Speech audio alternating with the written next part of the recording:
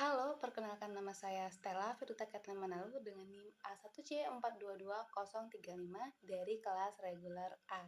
Nah, di sini saya akan melakukan praktikum struktur perkembangan hewan.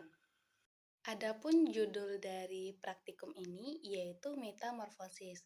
Nah, tujuan dari dilakukannya praktikum ini ada 4. Yang pertama yaitu untuk menjelaskan jenis-jenis metamorfosis, yang kedua yaitu untuk menjelaskan tahap metamorfosis pada katak, yang ketiga yaitu mampu menjelaskan faktor yang mempengaruhi metamorfosis pada katak, yang keempat yaitu mampu menjelaskan perbedaan metamorfosis dan regenerasi.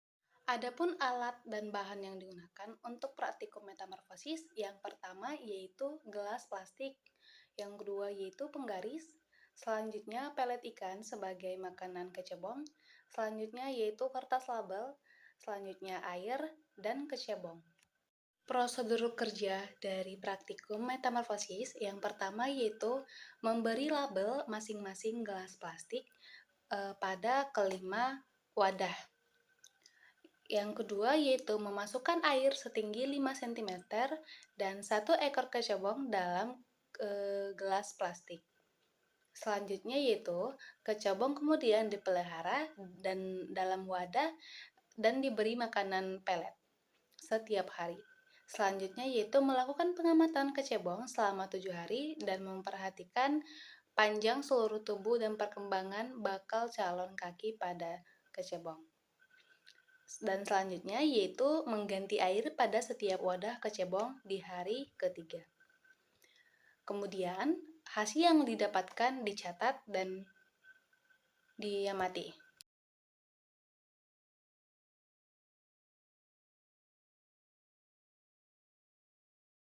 Adapun latar belakang dari praktikum metamorfosis ini yaitu dari pengertian metamorfosis bahwasanya metamorfosis ini merupakan sebuah proses perkembangan dari bentuk larva ke bentuk dewasanya.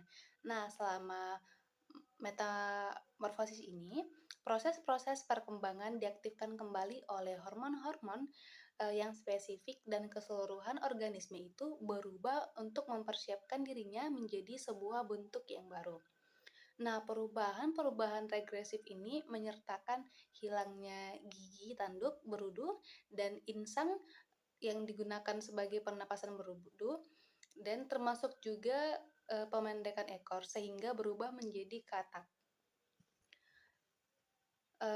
Tipe-tipe metamorfosis ini ada 3. Yang pertama yaitu metamorfosis sempurna atau yang dikenal sebagai sebutan holomatebola, yang dimana ini melewati tahapan-tahapan pertumbuhan selayaknya yang dimulai dari telur, larva, pupa, hingga dewasa.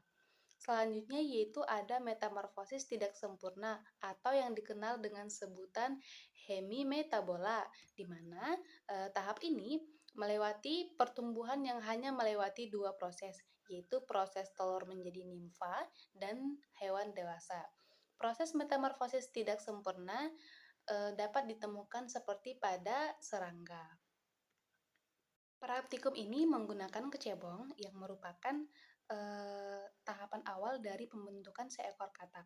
Nah, jadi metamorfosis pada katak ini mengalami perubahan yang metamorfik karena dia melalui 3 tahapan. Yang pertama yaitu premetamorfosis, yang kedua yaitu prometamorfosis, dan yang ketiga yaitu metamorfik klimaks. Jadi perubahan katak itu sangat berbeda, di mana sebelumnya berbentuk kecebong dan sesudah dewasa dia menjadi seekor katak. Hasil dari praktikum metamorfosis yang menggunakan 5 kecebong pada wadah yang berbeda-beda dalam jangka waktu selama 7 hari.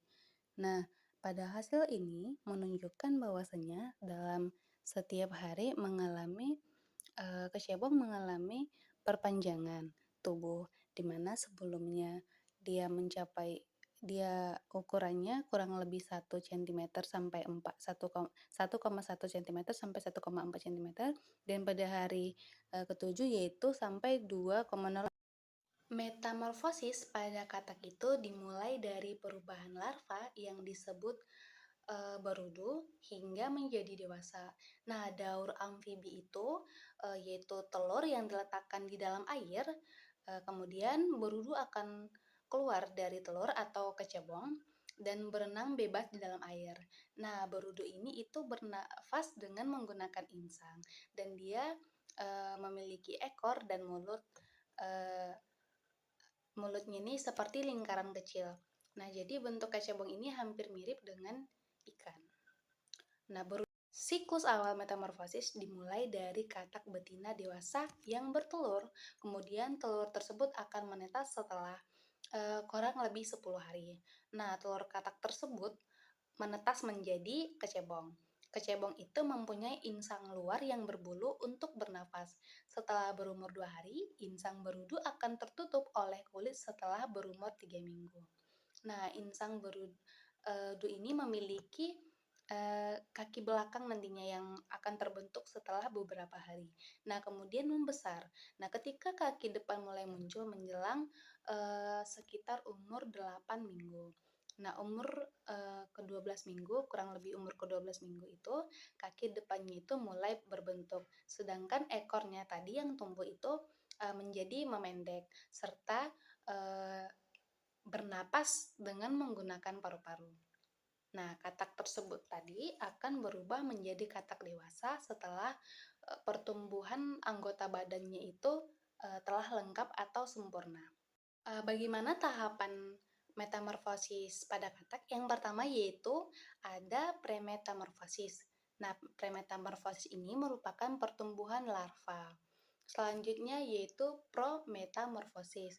Nah, di sini pertumbuhan berlanjut dan beberapa perkembangan berubah seperti mulai munculnya membran belakang. Selanjutnya yaitu ada metamorfik klimak.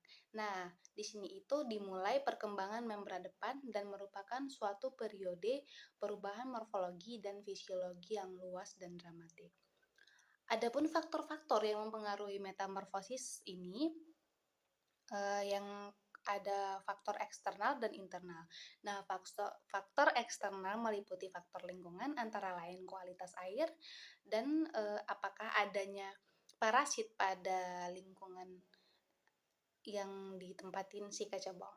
Selanjutnya faktor internal yaitu perbedaan umurnya dan kemampuan si kecebong beradaptasi pada lingkungan yang baru digunakan pada saat praktikum. Metamorfosis pada katak ini dikontrol oleh dua hormon yang diproduksi oleh kelenjar dan diregulasi lagi oleh otak. Nah, hormon metamorfosis pada katak itu adalah hormon tiroid yang serupa dengan ecdysone pada metamorfosis serangga. Nah, hormon ini diproduksi oleh kelenjar tiroid yang terletak pada bagian ventral dan trakea pada leher. Nah, komponen aktif dari hormon tiroid adalah tiroksin atau T4 dan triodohironin atau T3. Nah, keduanya ini merupakan derivat dari asam amino tirosin. Nah, triodotiron ini secara umum terlihat sebagai komponen yang lebih aktif dan juga disintesis oleh si tiroksin tadi dalam jaringan lain dari kelenjar tiroid. Nah, ketika kelenjar tiroid ini dipindahkan dari berudu muda, maka tumbuh menjadi berudu dewasa yang tidak pernah mengalami metamorfosis. Nah, sebaliknya, ketika hormon tiroid diberikan pada berudu muda dengan makanan atau injeksi, mereka akan bermetamorfosis secara prematur. Nah, hormon tiroid ini bekerja pada sel target melalui reseptor tiroid, reseptor sitoplasma yang termasuk ke dalam superfamili yang sama seperti reseptor. Jadi, adapun perbedaan antara metamorfosis dan regenerasi yaitu dapat kita lihat dari pengertiannya nih, bahwasanya metamorfosis ini merupakan proses perkembangan fase hidup hewan yang dimulai dari tahap embrio hingga menjadi dewasa yang memiliki perbedaan bentuk atau fungsi tubuh pada setiap fasenya melalui pertumbuhan sel dan diferensiasi sel. Sedangkan dari pengertian regenerasi itu, di mana regenerasi merupakan kemampuan organisme untuk mengganti bagian-bagian tubuh yang hilang, baik karena luka, rusak, maupun karena mengalami autotomi.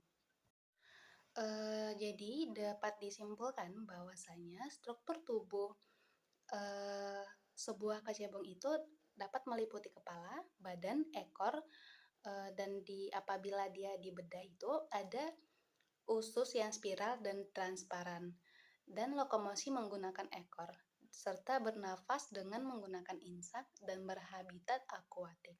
Sedangkan pada katak dewasa, dia menggunakan membran depan dan belakang pada lokomosinya. Ususnya pendek, bernafas dengan paru-paru, dan berhabitat terestrial. Nah, perubahan yang terjadi selama metamorfosis pada